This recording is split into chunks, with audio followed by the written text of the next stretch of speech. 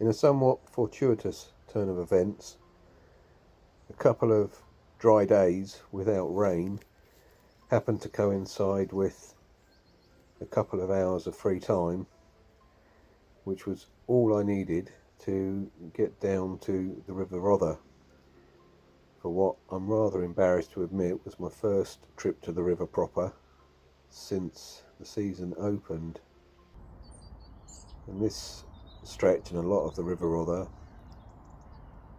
is controlled by the RFA, Rother Fisheries Association, which is an amalgamation of smaller clubs that maybe couldn't justify the fishing rights on their own, but as a collective they are able to control some fairly good stretches from the headwaters down towards the main river, as well as a nice bit of the Royal Military Canal as well. And I'd scrambled together a mishmash of worms, from lobs and brandlings and redworms and even a couple of gilt tails. And as someone had once pointed out to me, worms are always a good bait on a river. But if you imagine how many hundreds or thousands, tens of thousands even, that must get washed in during flood conditions, nature's done a pretty good job of pre-baiting for you, so it makes sense to use them as a hook bait in these conditions. Now, it is a bit of a dichotomy that you find yourself in, because on the one hand, obviously the river is running a lot deeper because of the extra water pushing through, but on the other hand, all the bankside foliage and detritus has folded over and waits readily to grab at your end tackle. So it's finding a balance between getting down to the fish but avoiding the snags, new and pre-existing. And what I tend to do is start quite shallow and work out from the margins, get progressively deeper and just trot down the creases.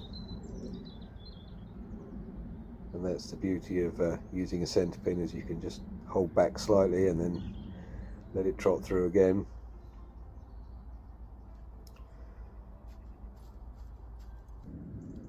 And I don't tend to use any freebies.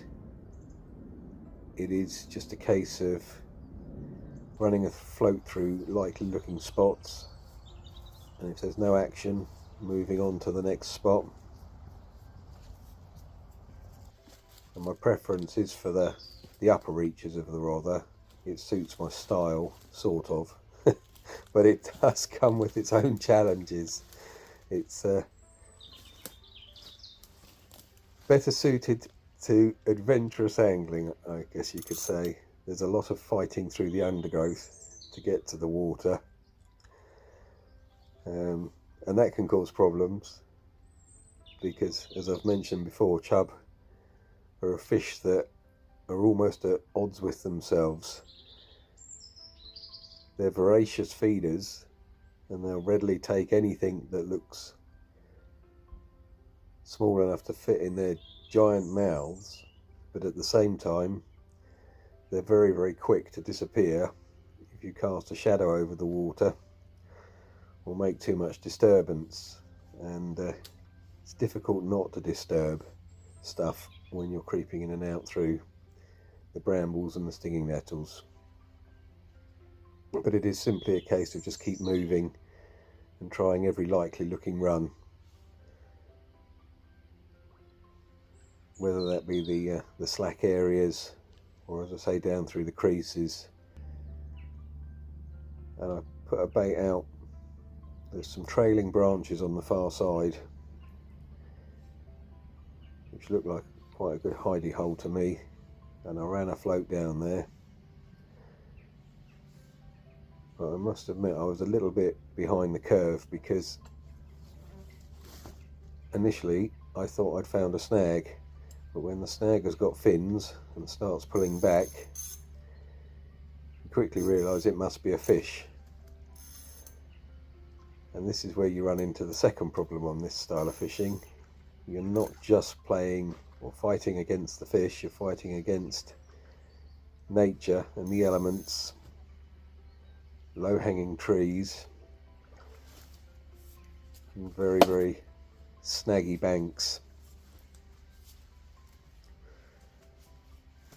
And although it doesn't look it, I'm a long way above the water here. This is a 3-metre landing net handle and it's at full extension, and I can only just get down to the fish's level. And it's always a bit of a compromise as to whether you use a longer rod or a shorter rod. Shorter rod is much better in this situation, but the longer rod is better at guiding floats and keeping fish out of snags when you're actually fishing. But this was a cracking chub, a lovely deep-bodied fish. And I should point out, I always have in these conditions, I always have a unhooking mat set up behind me, so that's where I'm taking the fish to, and you can see the lobworm. But this was a cracker. And bigger chub often show their age with drop scales and split fins, and especially after the flooding that we've been experiencing. But this one was bright as a penny, which was really nice to see.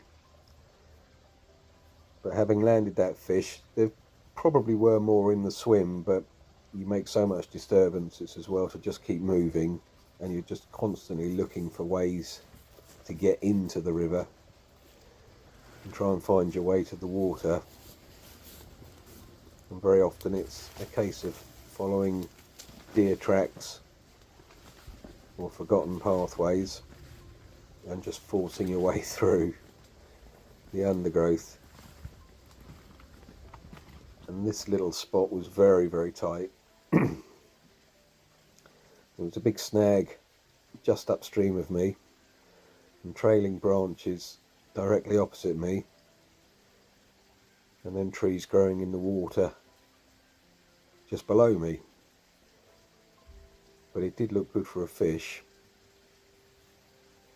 And again, the bite took me by surprise, not by surprise, but off guard. I thought I'd snagged, because that's fairly common in these conditions.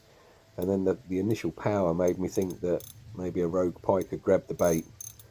And then I saw this huge frame chub come up to the surface.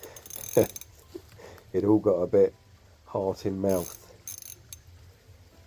because I'm playing this fish in amongst a lot of slags, and it's well below me, and the water was really pushing through. But I do find with chub, if you can contain that initial run and that initial surge, they normally become quite cooperative quite quickly and will just sit in the flow. But again, this time I had a 3-metre landing net handle at full extension, plus I was sitting down and I could only just touch the net head to the water. So it was quite challenging. I ended up with the rod stuck in a tree, the net supported by my foot, sitting in a nettle patch.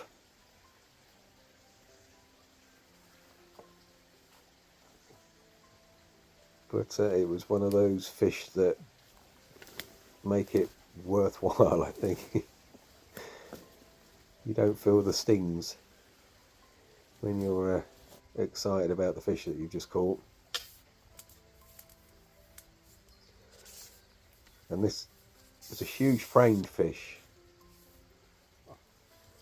very long fish, and one of those times where I sort of wish I'd brought a set of scales with me, although I don't think it would have weighed what I initially thought. I do think in its prime it was probably in excess of £5, but it had lost a lot of its belly. Whether that's an age thing or whether that was just as a result of the persistent flooding of late, I don't know, but I would still estimate it was north of 4, and a lovely looking fish nonetheless, and a real treat to catch, and probably, in fact almost definitely, the biggest chub that I've had out of the Rother in the time I've fished it, certainly in the upper reaches. And again, you see, this is why having an extending net handle or one of these twist lock landing net handles is so important, because you are so far above the water. And to release the fish, not only did I need to sit down, but I needed to sort of shimmy down the bank a bit as well. And they are an essential piece of kit, and they also double up as a staff, if you like, for a walking staff for getting in and out of some of the steeper and trickier places. But it gave the fish plenty of time to recover, and it swam away nice and strong, which is always good to see.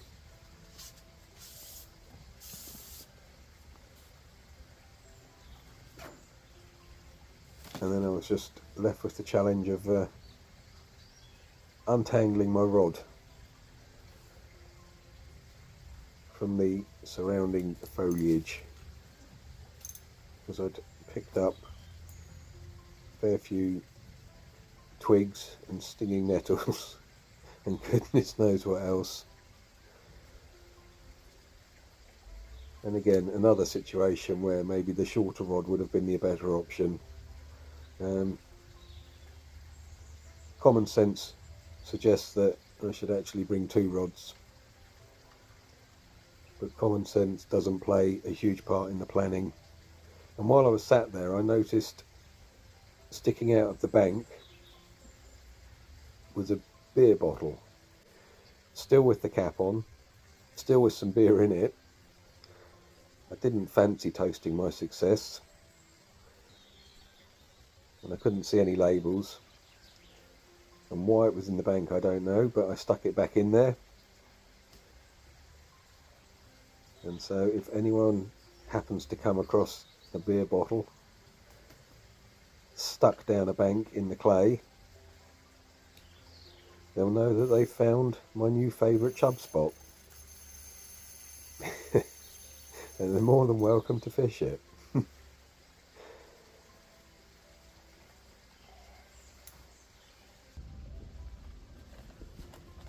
And then it's a case of fighting my way back out, and by now actually I will say that the scratches and the stings were starting to irritate me a bit, and time was running short, so I started heading for home.